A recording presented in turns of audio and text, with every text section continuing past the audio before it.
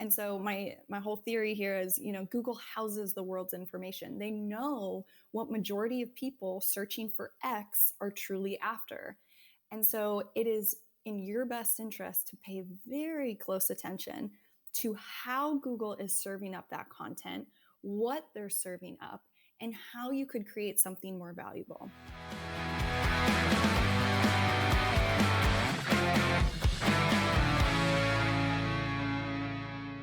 So hey everybody, welcome back to another episode. If you do like this episode, please come and check us out and subscribe, give us a follow, share. We're on SoundCloud, iTunes, Spotify, all the usual places. So for this episode, I'm joined by a senior SEO scientist from Mozs, Britney Muller. How are you? Doing well. How are you? Not too bad. I have to ask you about this job title because usually it's head of SEO or like SEO manager. Where did SEO scientist come from and what does it mean?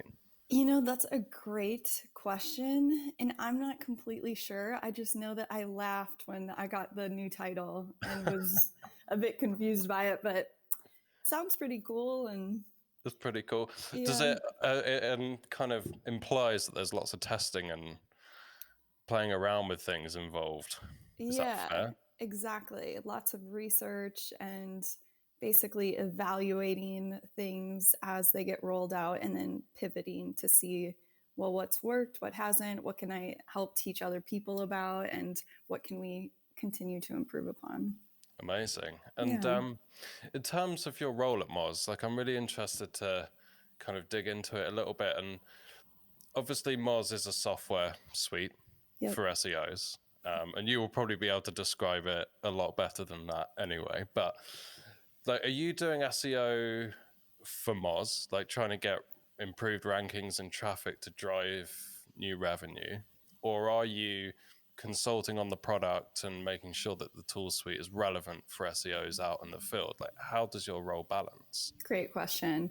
So my first year at Moz revolved entirely around doing SEO for Mozs.com, which was really fun and exciting. And I got to run different tests and updates and see changes. So that was great. But after that year, internally, they thought it might be, even more beneficial for the brand and the product to pull me onto the product side and to exactly what you just said, to consult and to provide sort of those SEO insights so that the product is staying up to date and our new roadmaps look good. Amazing. And how do you, so when you're in that position and you're consulting on the product, like how do you as an SEO keep yourself sharp? Because kind of I find even in my role, like running a small agency, I'm doing less and less hands-on work and I have to really like work hard to keep myself sharp, if that makes sense. Completely. Like, how do you approach that? Yeah, so I really work hard to stay on top of industry changes, what people are currently working on. And in addition to kind of listening to lots of different SEO communities, I do have my own, kind of test dummy sites that I'm constantly running different things on. I started that really stupid smartest SEO competition. Like that's a great example. So I am always trying to do that so that I can, what's worked for me is that not only to stay on the cutting edge and to stay sharp, but I have so much more confidence speaking about SEO and teaching others when I've done it or when I've seen it work. Because I think oftentimes it's hard to sort of pick up these different pieces and think you know what you're talking about, but until you really get in it, and exactly like to your point, until you're kind of in the weeds, you don't totally grasp how that all works. You have to be. You have to be. And that point about having your own test sites is something that I think a lot of SEOs or people running PPC don't do, and they're missing a trick because if you're setting something up from scratch or even kind of on WordPress, you have to do everything. And if you're agency side, that means you're somewhat in the client's shoes. So you have to get analytics on and analytics working, and you have to, I just think it's the best way to learn. Completely agree. And maybe you earn a few dollars on the side Right, if it's right. that sort of thing.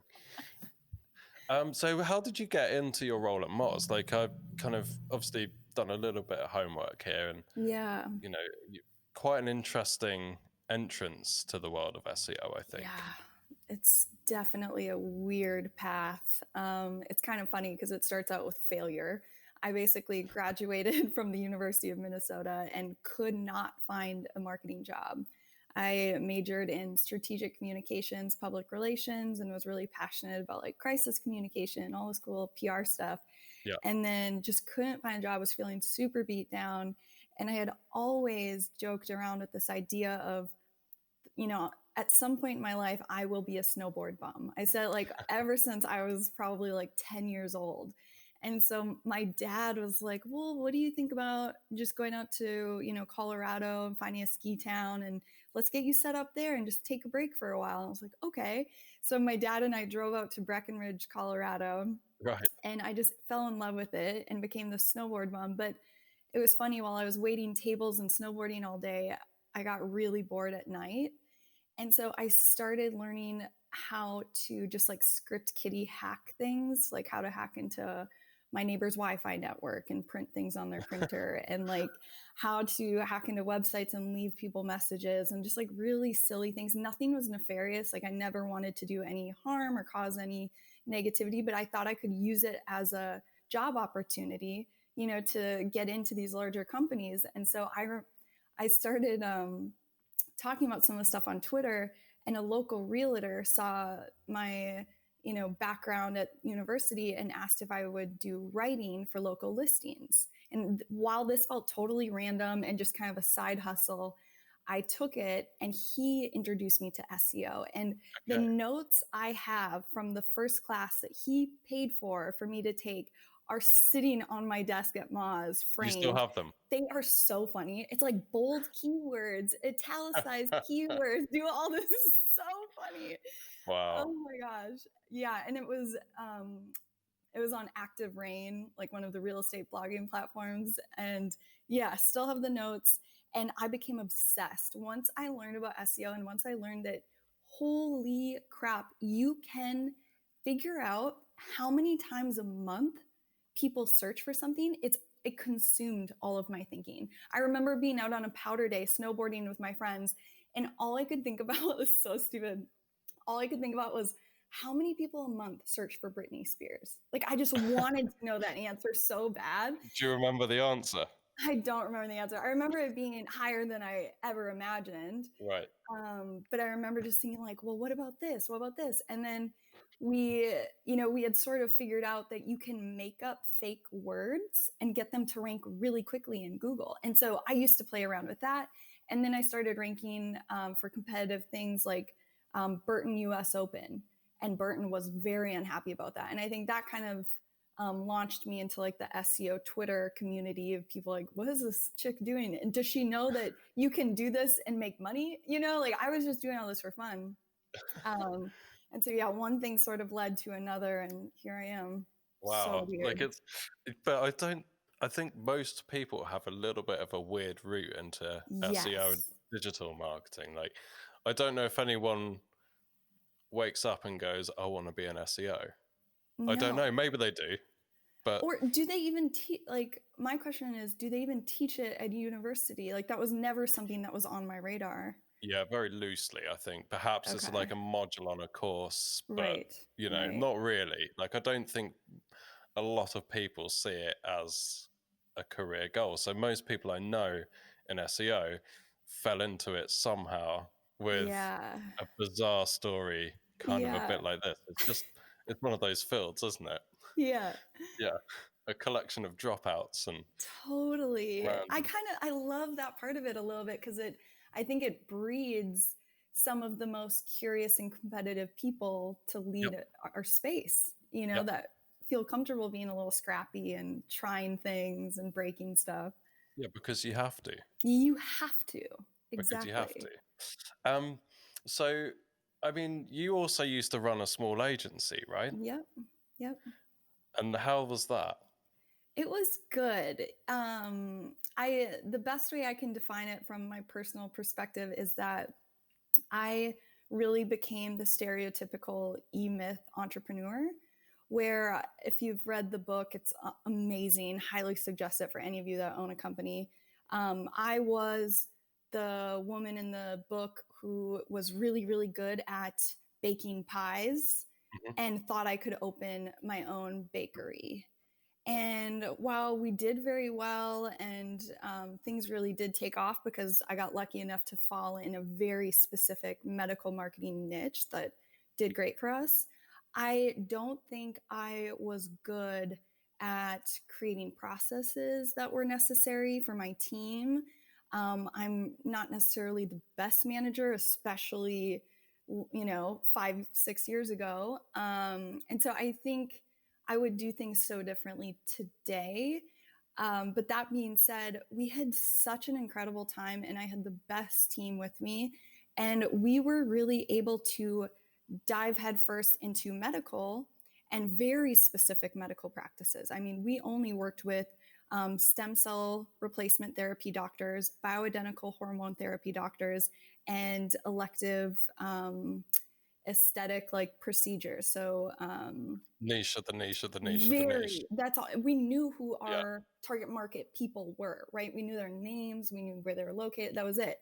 And so we were really blessed to find that niche. And then what we did was we turned it into a science where we would repurpose top performing content on all these different platforms on the web.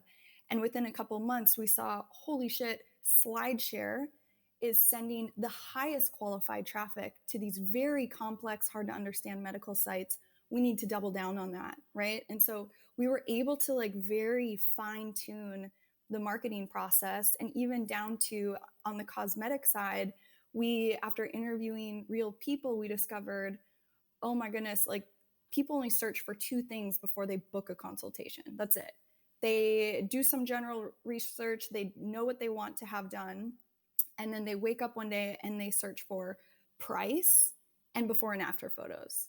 If we can optimize for those two things, and we basically worked our way out of a job. And I mean, that's something that we were so proud of doing. And along the way, you've learned so much. You find all sorts of cool keyword opportunity gaps for random industries. And you must have known that sector inside out by the time you moved on from it. Oh my gosh, completely. Yeah. I mean, we Wow. knew the personas by heart. Like we could just even see how people navigated through a site. We knew which one of the two primary personas they were, and it was really neat. Yeah. Yeah, that's pretty specialized, right? Yes. So kind of back to your work at Moz.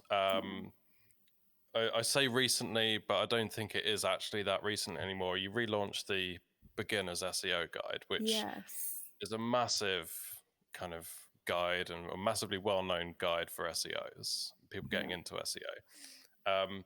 My view on Moz is that it's very kind of it's an amazing resource from a content perspective for people getting into the field. Like I remember when I started getting into SEO, I'd read Mozs, I'd read the blog, I'd watch Whiteboard Fridays. Yeah. It was a really big part of that early education.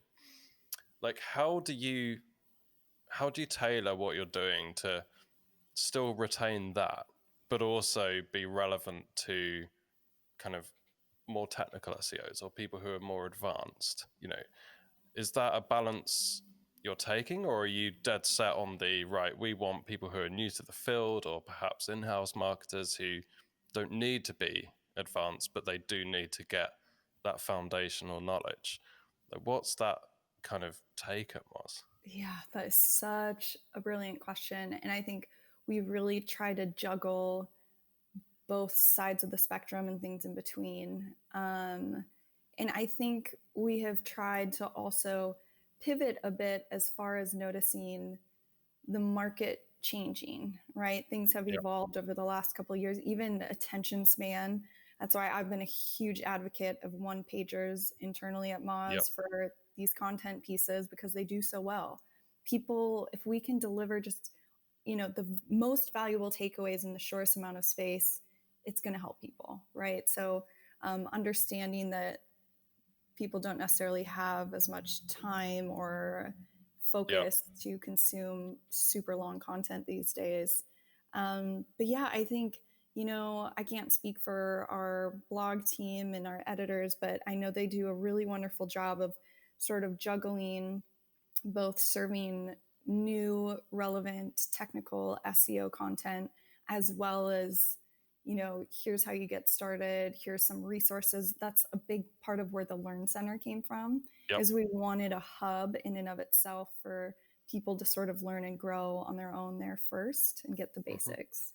Yeah, that's amazing. And obviously, like you do a huge amount of public speaking, right? And Yes. you're all over the world speaking at conferences, and a lot of the topics I see you talking about are kind of the future of SEO, or like Yeah. how things like machine learning come in, Yeah. and definitely more of that kind of perhaps more advanced side of things rather than the here's how you get started. So do you enjoy that area more? Like how much time do you put into kind of researching around those topics? Because, Yeah. that's quite different, isn't it, to the It's beginner's guide? You're exactly right. It is very different.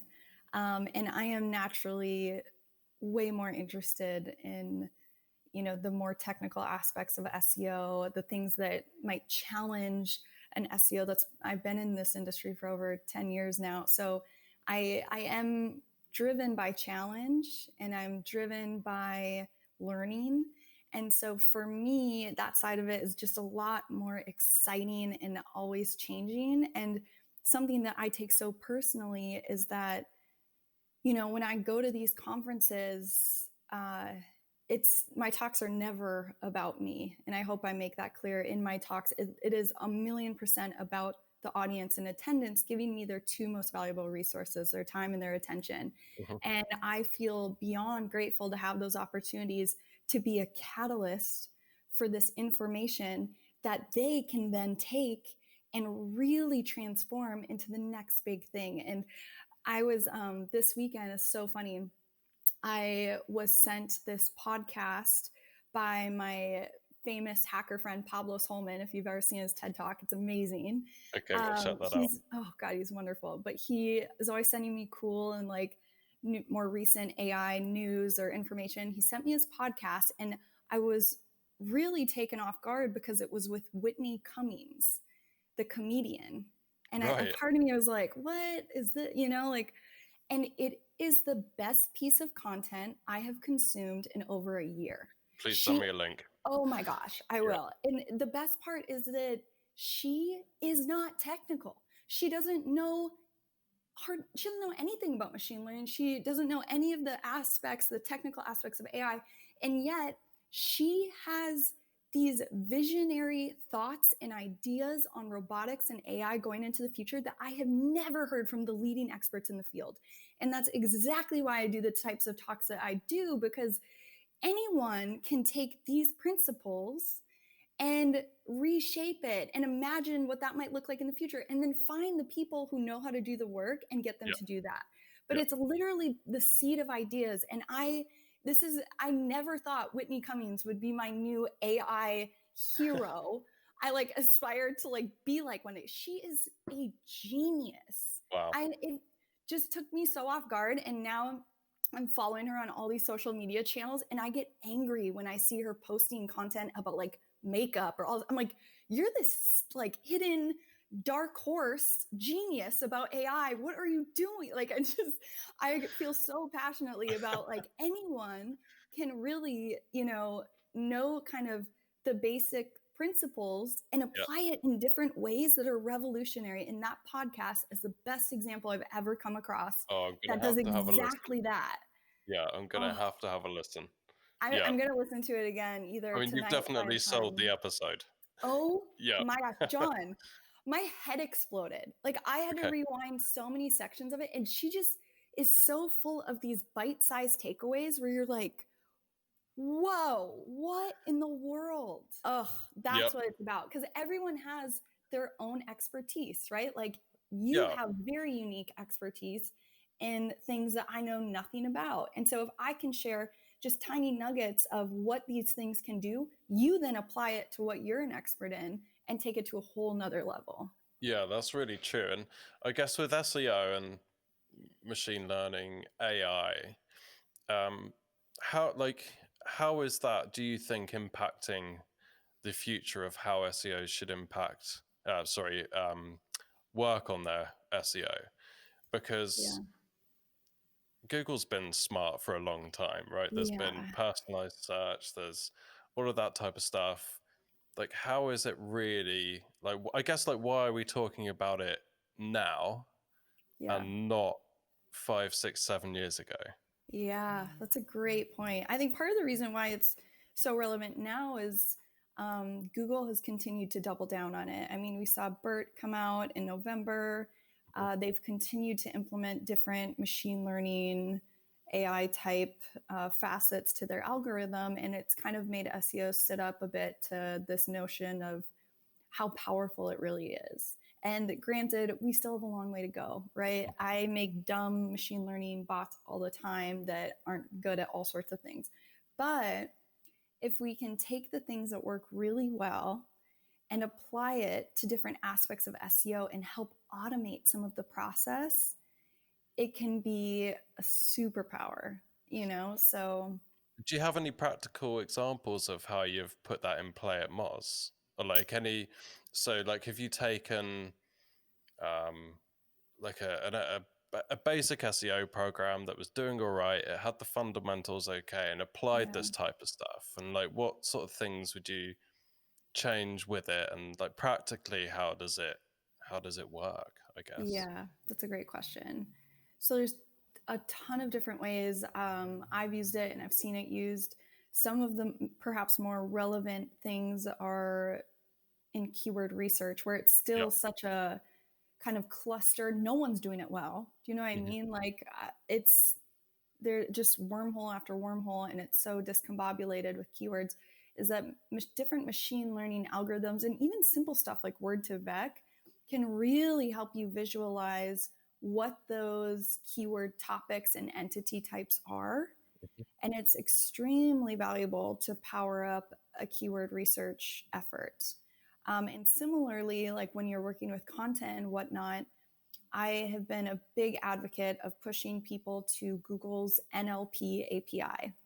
This is Okay. open source. You just Google NLP API and you scroll down the page and you can paste in content into the box testing thing, and you can see how it's categorizing your content and with what confidence intervals. And so I like to show people, see how Google's currently categorizing, you know, your money page or what you're trying to rank, and then take the competitors that are currently ranking above you, put them, test their content. And more often than not, you see that the people that are ranking higher have fewer categories, they're more focused, right? And Google has a higher confidence score.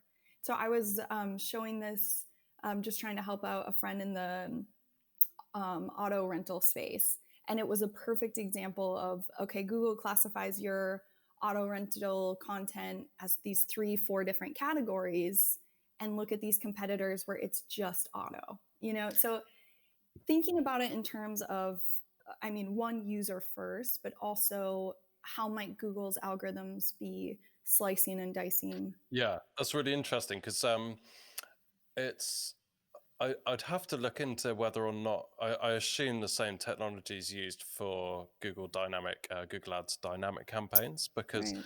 so when you plug in a page or a series of content, and then rather than putting in keywords, you're allowing Google to go and crawl the page, and it will serve that content, or those ads rather, for keywords that it believes, that is Yeah. categorizing the content on the page into keywords essentially, and then you're bidding on them.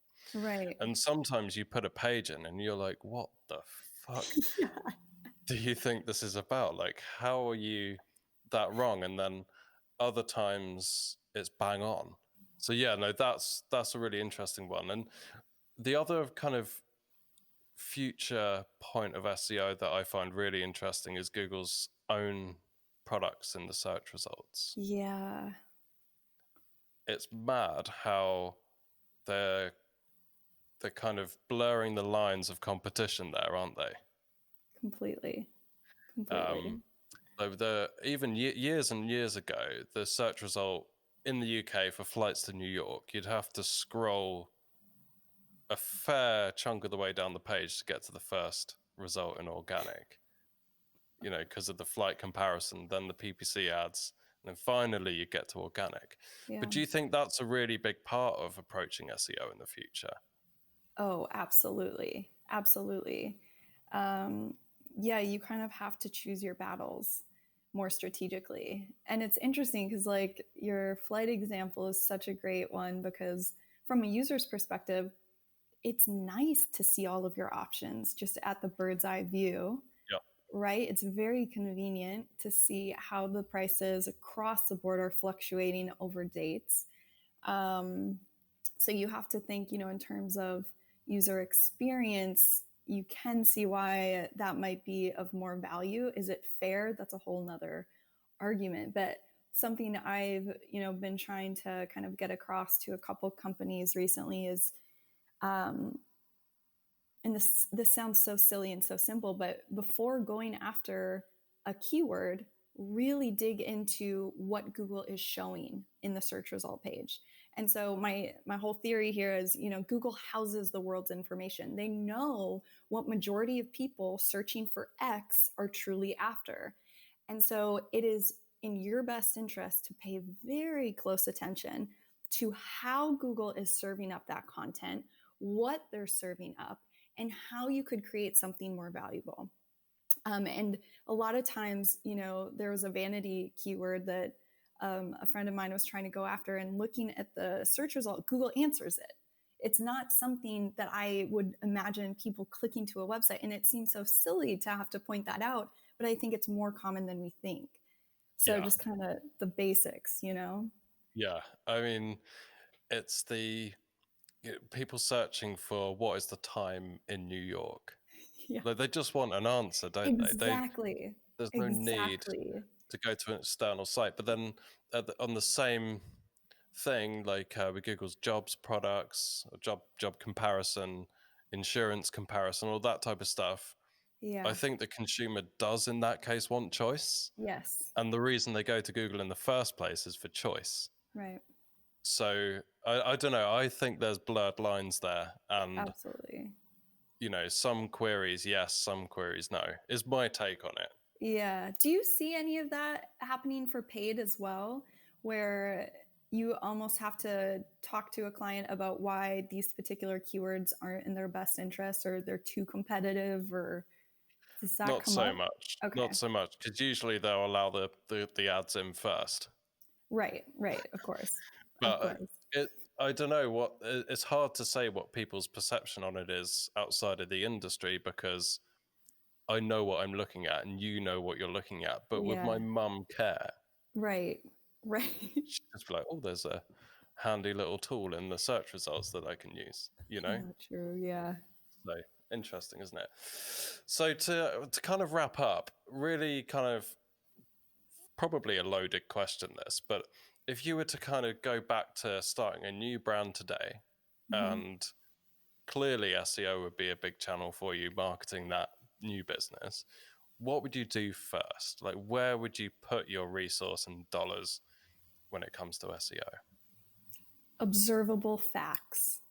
I would, first and foremost, before even thinking about delivery or website, I would really dive deeply into the market and into customers and what problems they currently have. I would want to create a solution driven brand that met the customers where they're currently at. And I think that goes back to old fashioned, just customer research, and deep understanding of how I can create value adds that are sticky and exponentially better than the competitors. And it's funny, I always have this conversation with my good friend Rich Stats in Denver, who has long had this theory of SEO should start before you even buy a domain. right? It Yeah, should because be baked into it. what you're Yeah. talking about is following that keyword research process, but to Yeah. determine what the brand should be and what product you should be selling. Exactly. Exactly. Yeah, that's amazing. So then once you've got that, like how do Yeah. you get like a brand new domain up and Yeah. out there? Like what would you tactically do on that side? Because that's tough. That is really tough. It is really, really tough. Um, yeah, I think I think there oftentimes information architecture is completely overlooked when Hmm. creating a new website. Yep. And I think having a really thoughtful information architecture can propel CRO, SEO, all of that flywheel effect when done navigating a site. I mean, you never notice a great website, but you always really notice the bad ones where you Yeah, can't that's so get to true. where you want, or like That's you so true. can't. Yeah, so frustrating. Yeah. But kind of again having that customer first perspective and really delivering layouts and pages and value adds that meet the customer where they're at. So like right now, and you mentioned this brilliantly in your last podcast with, I believe they're coworkers of yours or part of your Yeah, Ellie and team. Jade. Yeah. Yeah, about how like the market has changed, right? And Yeah.